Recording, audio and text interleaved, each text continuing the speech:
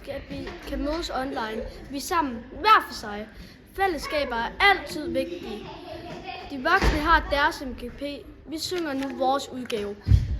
Morgensang har vi hver dag. Vi ser hinanden og får sagt godmorgen, og selvfølgelig synger vi. Man kan ikke være sur, når man synger. Det kræver samtidig mod, og det er godt være og modig, især når man skal lære noget nyt. Det går man jo ret tit, når man går i skole. Og det kan lige så godt være sjovt at lære noget nyt, for eksempel sange. Vi skal synge 4 sange og se en MGP-video. Først skal vi synge Danse i måneskin, og så skal vi synge Kloden drejer. Nu skal vi se en lille MGP-film. Efter den skal vi synge Under stjernerne på himlen. Nu slutter vi af med at synge Nu maler vi byen rød. Velkommen til Morgensang på Filmgården.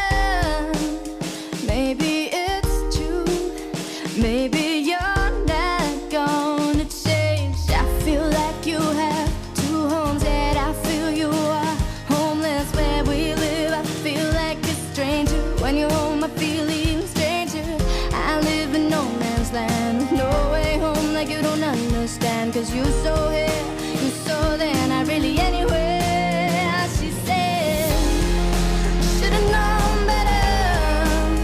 Now I miss you like Sahara misses rain, changing like the weather.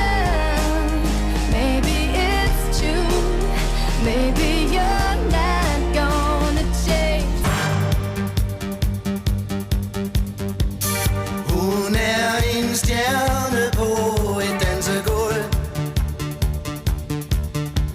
Slår John Travolta i en rock'n'roll. På diskoteket tager hun kejler, og der kan man se dem stå i kø og skæve, hver gang hun gør sin entré. Om dagen lever hun et hundeliv. Fuck er lige fedt om dagen. Beethoven tager nu sin bid af kagen. Men alt med ny og ned og lidt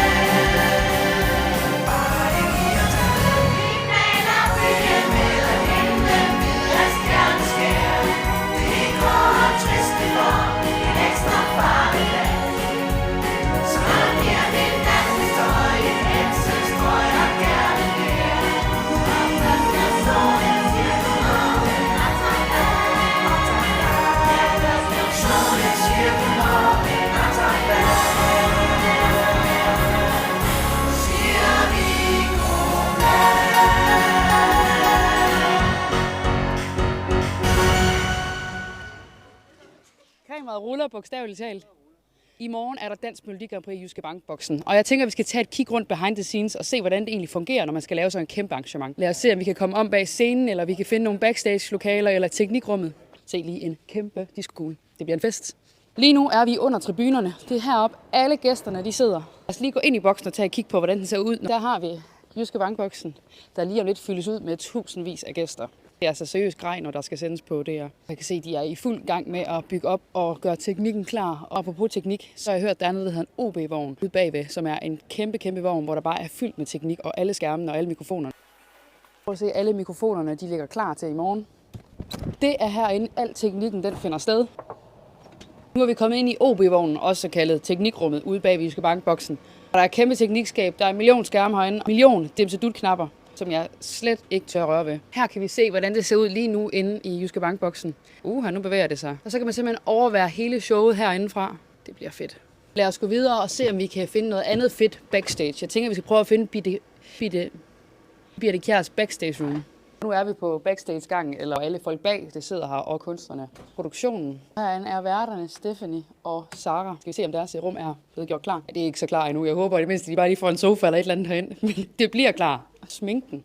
Det er simpelthen herinde, hvor man kan blive smukkereret. Er det et ord? Ja. Og der har vi jo Birthe Kjærs rum. Lad os se, om det er blevet gjort klar. Hun har da i det mindste fået nogle sofaer. Men her kommer Birthe Kjær til at sidde, når hun ikke er oppe på scenen. Lad os lige tage et kig op til mixerpulten heroppe. Delen, der er mange knapper. Prøv at tænke, hvis jeg trykker på noget nu, og det hele bare sagde puff.